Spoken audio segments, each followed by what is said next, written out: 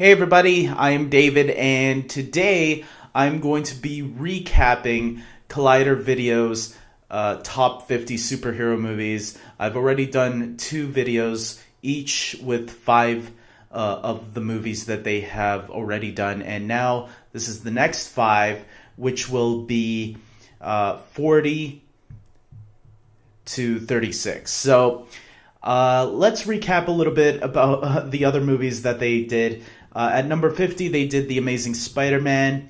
At number 49, they did Power Rangers. At 48, they have Thor: The Dark World. 47, they have Dread. 46, they have Iron Man 3. 45, they have Teenage Mutant Ninja Turtles, the 1990 film. 44, they have The Incredible Hulk. 43, they have Man of Steel. 42, they have Watchmen. 41, they have The Crow. And now we are at the next couple of films. So I did a little recapping. I just watched their newest one today. Literally right now I got done watching it so I could do this video. Let's start off with 40. So 40, they have Hellboy. And I didn't have Hellboy on my list, but I do agree with it being in the top 50. Like I said, I need to rearrange my list. I need to go through it again and really think about it, because I had it just somewhere off the 50s. I had it like in the top 60s. So it would have came sometime after the 50s. But there are so many great superhero movies for me that it's really hard for me to decide which ones I like more. And yeah, Hellboy definitely deserves a spot in the top 50. I'm not going to argue with it. I think it's a great place. So I'm glad they put it there. I definitely feel it has a great visual sense. I do feel the movie is a little boring at times. I think there are some moments in the movie. I can't remember right now exactly, but I remember being somewhat a little bored at times. I might need to rewatch it again to remind myself. I definitely will next year when the reboot is coming out to get myself hyped for the reboot. But for the most part, you know what? I wouldn't argue if somebody wanted to put that in the top 50s because I still like the film. I know I'm maybe sounding like I'm bashing it a little bit because I'm saying, oh, it's a little boring. There are moments. That's what I mean, not the whole movie. The whole movie as a whole, I think there are a lot of great moments, and the great moments definitely outweigh the weaker moments for me. So that's just me. And like they said, the relationship between the two, I actually like that relationship in that movie. I didn't mind it. I thought there was good chemistry there. At number 39, they have Doctor Strange. This is one that I have on my list. But I have it at 31, so I have it a little bit higher than where they placed it. Yeah, I really like Doctor Strange a lot, so I'm glad. I think more or less we were on the same. I think I'm on the same page as Collider. I put it in the 30s. Number 38, they have Blade, the original Blade. That just like Hellboy, that's one that would have made my top 60. As a matter of fact, I actually have Blade 2 higher than Blade 1. I love Blade 2 even more, but I do like Blade 1 a lot. It literally made 51 on my list. I remember now, with Blade 2 being 49.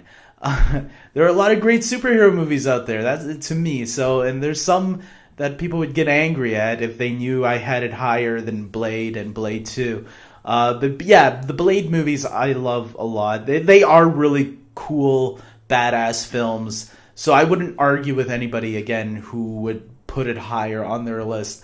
Like I said, maybe if I go and rearrange my list and really think about it, maybe I'd realize, yeah, maybe I should put that one higher. But I do feel comfortable at where I have it, and I need to be honest with myself, so... But I wouldn't argue against it, like I said. At number 37, they put Guardians of the Galaxy Volume 2. I actually have this one a little bit higher on my list as well. I have this one at 27. I love the first Guardians of the Galaxy movie, and then while I agree with them that the second one is not as good, I think it's almost as good as the original.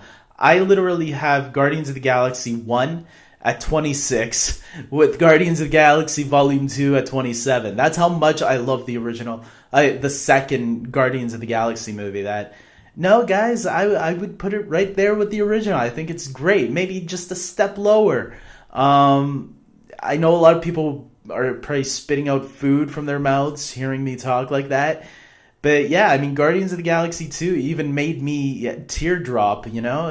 I cried a little bit at the end there with the whole Yondu situation, the whole family aspect. And I guess there's something about family that I really like. I'm a family man myself, so I hold on to strong values about family.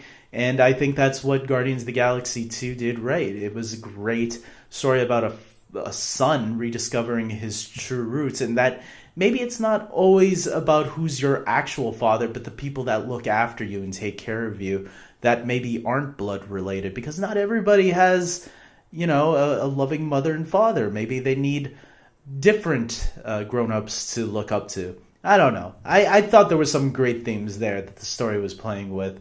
Christian didn't feel like it. He felt like it was an all-out comedy. I find some dramatic moments in that movie. I don't know. Yeah, it's more comedic than the first one. I think that's what I really enjoyed about it. I love the jokes. I thought a lot of the jokes hit for me really well. So, and finally, we have The Dark Knight Rises, which came out today at number 36.